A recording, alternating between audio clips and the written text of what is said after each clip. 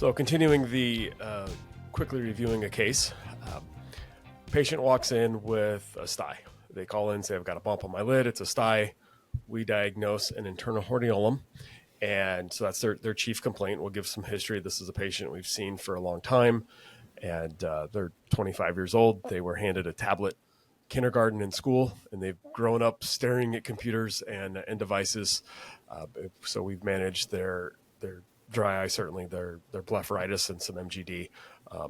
Long-term, patient comes in, we see a sty, internal hordeolum. It's very clear what it is. RX some warm compresses and Tobradex, send them on their way. How would you approach that initial visit? So I think one of the common things that happen on these visits is that we look at this as an acute problem. And if you take a step back and look at internal hordeola, yes, they can be acute completely. But in this day and age, my opinion is they're likely not acute. So like conjunctivitis are almost, in my opinion, in my clinical experience, almost never acute. Like episcleritis, almost never an acute disease. It's likely that there's something underlying going on. So when you see things like conjunctivitis, episcleritis, internal hordeolums, the first thing I always think about is there something else underlying that is chronic in nature that has caused this acute flare-up? And in this case, you already said that the patient has blepharitis you've managed, dry eye that you've managed. Now, all of a sudden, I'm thinking, is it reasonable for me to assume that this is just a purely incidental acute finding that is going to go away and never cause a problem again? Or is this an acute flare-up of a chronic issue? I think it's more reasonable, if you understand the pathophysiology of meibomian gland disease and anterior blepharitis, that it is probably an acute flare-up of an underlying chronic disease. The reason that's important is because now, from a billing standpoint, when we think about problems, that would be the difference between an acute, uncomplicated illness or injury, it's just a sty, that's all it is, versus a patient that has meibomian gland dysfunction with an inflammatory component that is an internal hordeolum. That's a chronic disease with exacerbation. Meibomian gland dysfunction or anterior blepharitis with exacerbation, internal hordeolum. Now that's a moderate problem as opposed to a low risk problem or a low level problem. Then you also say, so in my mind, I would think immediately that is a level 4 type of problem. And then you describe the risk of your intervention, which was oral medication and topical medication. Both of those, based on AMA guidance, carry a moderate risk. So this patient, this would be a billable event as a level 4, in my opinion, based on the way you've described it. And the other thing I would think about is that oftentimes we think about these things as being easy, right? Being easy in our mind that doesn't mean that it is low risk or minimal risk. It's easy because of all of the years of knowledge, education, and training and practice that you've got behind you that makes it easy. That's why you're the expert. And we think, oh, it's easy for me, so it's just not that hard. But you put that patient in any number of different providers' offices, and they won't be treated correctly. They won't be, they'll get treatment that isn't working, and they won't be able to differentiate between different things. So that's why the 2021 guidelines are so important. And we should always come back to them and recognize that it's not about, do I feel like this is easy? Oh, it's a level 2 or level 3. It's okay. What was I actually seeing and what was I actually doing that actually has value? And that's why it's important. Awesome. The other aspect that you mentioned, that understanding that this is an acute flare-up of a chronic condition, I find it helps educating patients that way. Hey, because we're managing the MGD, and it maybe you stopped using your peak cleanser in the morning. Maybe you got out of the habit of using your warm compresses, or you left your makeup on too long, you're sleeping in it, whatever the case may be. That's why this happened. So it's helpful in recognizing that, not only to bill appropriately, but also to manage the patient in their case. Well, it's such a valuable point, Aaron, when you think about comprehensive eye care and managing chronic complex diseases. Those patients, oftentimes when you talk to them about meibomian gland dysfunction or anterior blepharitis the first time, they're like, yeah, it's kind of a nuisance, not that big of a deal. And then you say, yeah, but it's going to be the number one reason that patients will develop chronic inflammatory dry eye throughout their lifetime is that this happens. Well, they might not take you seriously, and you might see that this patient needs IPL or tear care, LipiFlow, whatever the thing is, but they're like, I'm not that symptomatic. It's not that big a deal. And then they come back with this problem. And if you're tying it back to that, you're doing it, one, because you're trying to take better care of the patient, but two, now they recognize like, oh yeah, you did talk to me about this 6 months ago, 2 years ago, 3 years ago. And I've had these patients where they've denied treatment of their problem for years, beyond just compresses and lid scrubs. And they sort of do them occasionally, and then after they have one of these events or multiple of these events, now all of a sudden they're like the most motivated patients, because I don't let it die. I always bring it back up, like you're saying, and that builds your comprehensive practice. And that is such an invaluable point that we as providers have to realize. Appreciate that. Let's take this one step further. So we saw them for all the reasons you discussed. We build it as a level 4. We see them back in 2 weeks. Want to make sure that they're looking good. They got a wedding they're getting ready for, whatever. So things are improving. Internal hordeolum's gone. MGD looks better. So we tell them stay on your warm compresses, stay on your peak lid cleanser, whatever regimen you have them on. In our office, that's a real quick, 5, 6, 7, maybe 10 minute, if I'm talking too long and looking at pictures, visit. Yeah. What are you going to build that at? Because it's super quick, check in, everything's better. Yeah. Easy, right? Easy. Yep. Well, you've got a chronic disease, right? Meibomian gland dysfunction is a low type of problem. We've already said it's stable, right? It's improving or stable, but it's still chronic. So that would be, in my mind, that's one chronic condition that's stable. That's a low level problem. And then you've used over-the-counter interventions. You said peak and warm compresses. That's a low-level intervention in the vast majority of cases. There are some exceptions to that, but the vast majority of cases, that's true. So that'd be a level 3, right? That's a level 3. It might take you 2 minutes of brain power and 3 or 4 minutes of education and communicating with the patient, but that's a level 3 visit.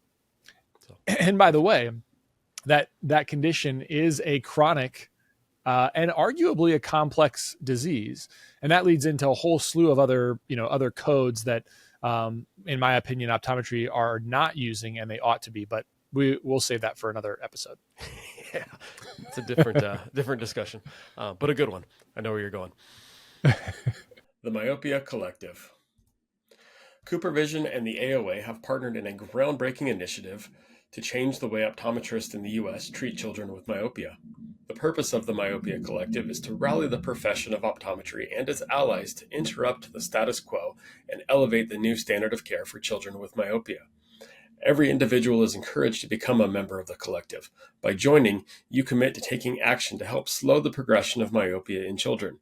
You'll receive updates and information about the collective and its work in the fight against myopia, gain access to educational opportunities and resources offered by the collective, and hear from change agents, the ambassador optometrists selected to serve as advocates for community and policy change that facilitates the mission of the collective. Scan the QR code or click on the link in the show notes to join the collective today. In the past, our focus revolved around prescribing MacuHealth or MacuHealth Plus to patients at risk of macular degeneration, while also recommending it to collegiate and professional athletes for enhanced contrast sensitivity in sports performance. However, this year's introduction of the Life Meter has been a game changer. The Life Meter revealed a concerning truth. Many of my patients have alarmingly low skin carotenoid levels, indicating potential deficiencies in essential body tissues like the retina and brain. Supported by over 30 peer-reviewed publications, Life Meter's accuracy, consistency, and effectiveness has been demonstrated across 2,000 subjects with diverse backgrounds. With this newfound insight, I can now have meaningful conversations about carotenoid levels with all of my patients, even those who may seem outwardly healthy. To learn more about this empowering technology, feel free to contact your MacuHealth representative or click on the link in the show notes. Together, let's optimize patient care and elevate their well-being. Hey everyone, and welcome to the Aaron Werner podcast on iCode Media.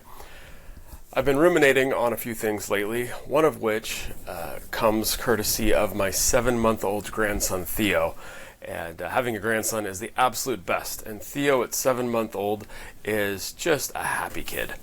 He rarely cries, always happy, always smiling. And he is at the stage of his development where he's really, really, really wants to crawl. He is trying to crawl so hard, and he gets up on his hands and he gets his little knees under him and he starts rocking back and forth, and inevitably he face plants.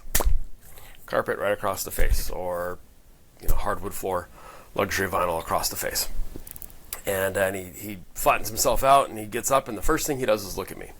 And he looks at me, I'm guessing, to see what my reaction is. And I've learned, as with my kids, with my grandkids, and watching others, is that when you see kids struggling, and toddlers and babies struggling, trying to do new tasks, we want to encourage them. So he looks up at me after just face planting, and we clap. We're happy. We're excited for him. And so he pushes himself back up and he claps a little bit, and then he sees something else on the floor that he wants to, and so he gets up on his hands and his knees, and he tries again, and he rocks and rocks and rocks, and he face plants. And we've been doing this now for a couple weeks, right? Every week it's a little bit closer, and any day now he's going to crawl. I don't look at him and say, Theo, you're just a failure. That sounds silly, right? Theo, come on, right? All you're doing is hurting yourself. Stop. Let me just bring the toy to you. We sit back and we encourage, and we celebrate the perceived failures. We celebrate the progress, but in any other terms, he's really failing. He's not crawling, but he's getting better, and he's getting better, and he's getting closer, and we're clapping and we're cheering and we're celebrating with him. And what made me really think of this is I'm reading a book by Jonathan Haidt called The Anxious Generation. And in this book, Jonathan Haidt talks about a concept that I have just really grasped and gravitated towards, and that's the phrase bruises, not scars. Right? Jonathan Haidt talks about free play and designing playgrounds where kids can develop their self-esteem by running around and playing, and the idea is that it's okay if they fall and bruise themselves, because bruises heal. We just don't want to scar them, but we learn by falling. We learn by failing, by getting these bumps, by getting these little bruises, and whether they're physical bruises, like falling on a playground would cause. Thankfully, Theo's face doesn't have bruises from face planting in the carpet, but he gets a little red spot, right? They could be emotional bruises. They could be little bruises to our ego in life, but bruises, not scars, because we grow and we develop and we learn from the bruises. And so it got me thinking, watching Theo struggle to crawl, and how celebratory we all are watching his little progress, even though he's failing because he hasn't crawled yet. And then listening to Jonathan Haidt's book, reading his book, and then I look at my practice. And looking at the practice, I asked myself a very simple question, and that was, am I allowing my team to fail appropriately? Am I allowing them, am I granting them the grace or the construct of bruises, not scars? Right? Am I allowing them to make decisions, to try new things, to spread their wings, to work to develop themselves professionally, where it's okay to fail, and where it's okay to have bruises, where it's okay to make a mistake? Or have I created an environment where it's binary and it's pass fail and failure is not an option? Have I done that for myself? Do I allow myself the grace to fail? Right? As a doctor, I never want to do something wrong. I never want to have a misjudgment. I never want to have a wrong diagnosis. But I'll be honest, it happens, right? And it's not because I'm not trying. Maybe I missed a piece of the information. Maybe I was overwhelmed that day. Maybe it's a new topic that I'm just not as familiar or comfortable with, and or something that I don't see as often, right? But do we allow ourselves the grace to have those bruises, knowing that nobody got hurt, right? That we own our mistakes, that we grow from them, that we try and do better next time? Or do we allow those mistakes, and which could be bruises, to be scars and keep us from progressing, keep us from growing, keep us from trying? I was recently got invited to speak at a society meeting in a different state.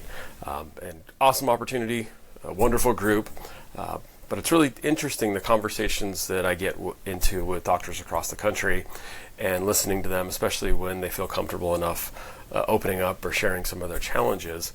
And some of these challenges revolved a lot around that binary complaining of staff of, they're doing X, Y, Z wrong. They're not doing this right. They're not doing that right. And as I'm listening to this particular doctor share their struggles with me, the question came to me of, are they letting their staff fail? Are they letting their staff have the opportunity to grow through experience, to grow through trying new things? Are they allowing their staff to crawl and faceplant and then try to crawl again, like I do with my Theo? Right. Another doctor I was talking to at this particular meeting struggles with closing their charts, and the anxiety of closing their charts was so much that they didn't want to make a mistake. They were so paranoid about making a mistake in the chart, missing something in the chart, misspelling a word, typing in their EHR, which is tough because we use a lot of words that are not in, at least when I'm dictating or typing on my iPad, a lot of words aren't in there. I have to add them to the iPad dictionary, and I hope that I spell them correctly the first time I added them in there, otherwise they're going to be misspelled forever. And but are we allowing ourselves the grace to say, hey, it doesn't have to be perfect. We're not looking for perfection. We're looking for growth. We're looking for taking care of somebody. And it was really an interesting idea and concept that I've been working on. And I'll be honest, I'm not perfect. I'm not perfect with myself. I expect often too much from me, too much perfection. And I don't like when I don't do something well. I don't like when I fail or when I feel like I'm failing. I think I have learned to do a pretty good job with my team.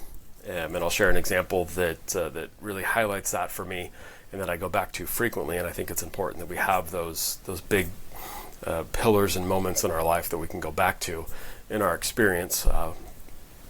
I would like to say I think I did a pretty good job of it with my kids, but with each of my kids, I think I'm doing a little bit better by allowing them to grow and to fail. And it's really hard as a parent because you don't want your kids happy. Or, sorry, you don't want your kids not to be happy. You don't want your kids to get hurt. You want your kids happy.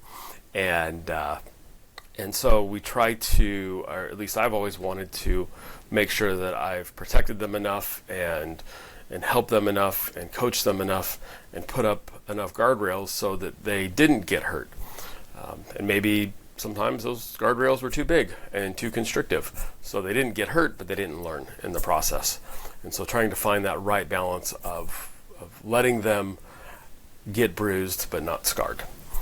And so challenging myself in each of these areas. The example I was thinking about in the office really occurred probably about 10 years ago. And it was a Friday afternoon. I remember the day perfectly. I was with the last patient of the day, and we closed a little bit early on Friday, so after lunch we only have about four time slots. And we love closing early on Fridays. The staff loves it. Patients love it. We're in San Diego. We found that lots of our Friday afternoon patients, when we were open longer, canceled anyway, especially if the weather was nice. And so we closed at 3 on Fridays. So we had a handful of patients, but the ones right after lunch were train wrecks. It was one of those Fridays. And so the very last patient, who was there for their annual, routine managed vision care exam, had to wait significantly longer than I like to have them wait. And so as a courtesy, when I walked this patient, this woman, back up to the optical, and I introduced her to my optician, I pointed to the route slip, the flow slip we have in the chart, and I told the optician, I'm going to take care of this. Well, my intention was that I was going to be just taking care of their screening optomap retinal imaging cost. So I hand this off to the patient, to my optician, the patient to my optician, and they do their thing. I'm standing talking with the rest of the staff because we're just waiting for the last patient to be done so we can close up, do an after report for the end of the day, and wish everybody a good weekend. Well, about 15 minutes later, my optician walks back in and says, "Wow, you're feeling really generous today." I said, "Generous? I comped our screening optomap, which we do occasionally when we need to. We feel the need for it. By the way, anybody in the office is allowed to do that. They don't have to ask permission. If they think that there's a need to comp that service, then we comp the service. And I said, well, I guess I'm generous. I was a little bit late on that patient. I just wanted to.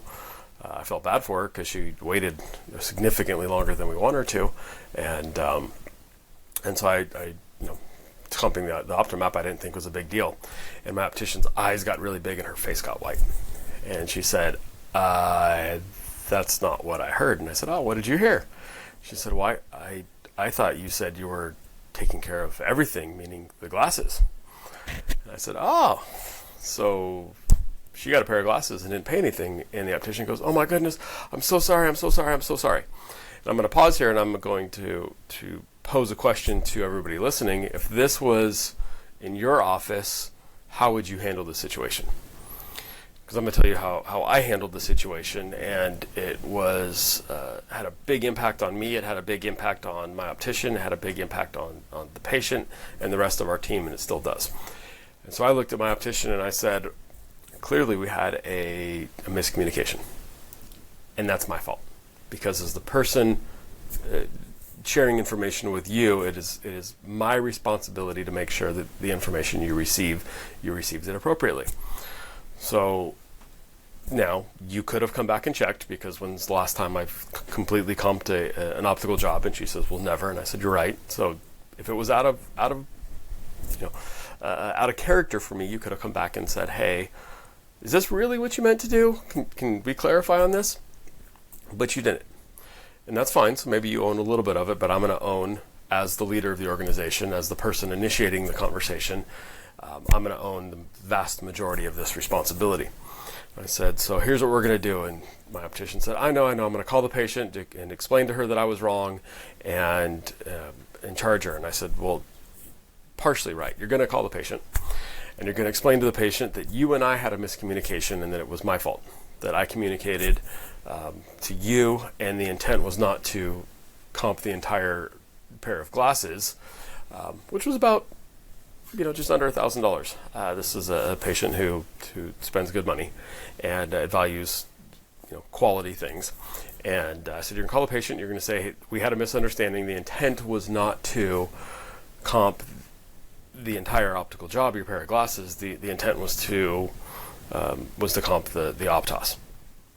However, we're going to honor what we did. So we're going to comp everything for you. We just want to make sure that you understand that it probably is not going to happen again. And I said, and this patient's going to feel horrible, and she's going to insist that she pay the balance, and you're going to say no, because it's on us, and it's really important that we own our mistakes. And I think that the cost that we're going to incur on owning this mistake is going to have a huge ROI. It's going to pay dividends. And so the optician said, really, if she offers to pay, you're not going to take money? And I said, absolutely not. And if she fights with you, give her my cell phone and she'll call me and I'll tell her the same thing, which the patient did. She felt horrible. And I said, nope, it's on us. It was our mistake. We're going to honor it. We honor our words. And so you got a free pair of glasses this year. And I said, just, next year when you come in, we're going to charge you what's appropriate. And she laughed and said, thank you. And has been a fantastic patient ever since. What that turned into for us in the office is what we jokingly refer to as Free Frame Fridays. And that's our internal cue to have a better communication system, to make sure that we're communicating appropriately with each other in the office so that we are all on the same page. When I watch football games, it's no different than when the quarterback and the coach and the offense, maybe there's a question on what play is running, they call a timeout just to regroup, to make sure everybody's on the same play. So we don't have a whole lot of people in the office that play football, so using football analogies and saying we're going to call a timeout when somebody calls an audible or whatnot, it didn't sync. But Free Frame Friday stuck with us. And so that was our term to say, hey, stop, pause, clarify what you think you heard, clarify the directions that you're sharing. And when I look back, this was nowhere near a scar for us. This was a bruise, and a bruise that allowed us to grow significantly where we had a real life opportunity and an advantage. And I love the mindset of growth.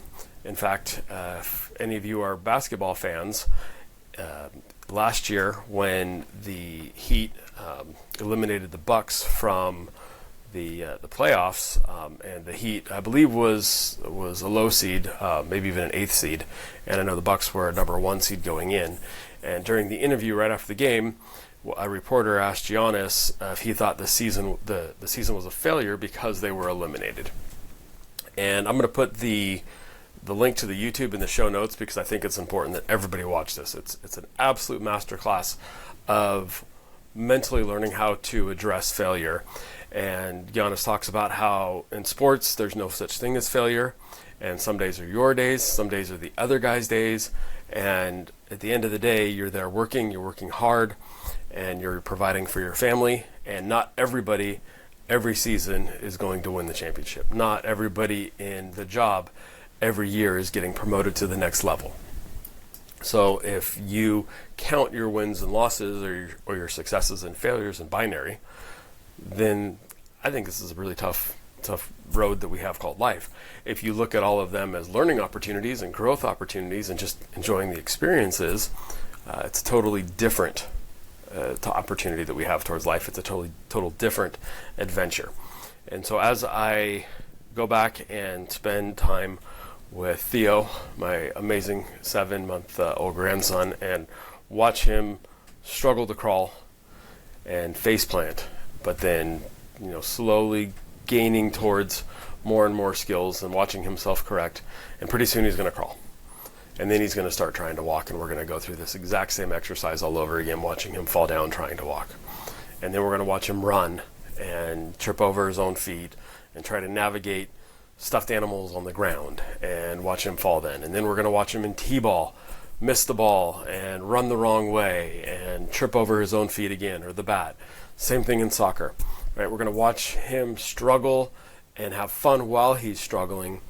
And we're going to be there supporting and cheering the whole way because we see the progress and the development. And my goal is to make sure that I allow myself that same opportunity as I grow to laugh and cheer on my mistakes when I stumble, when I fall, when I get a little bit bruised up, knowing that none of these ouchies or these little bruises are permanent. They're not scars. They're growth opportunities along the way.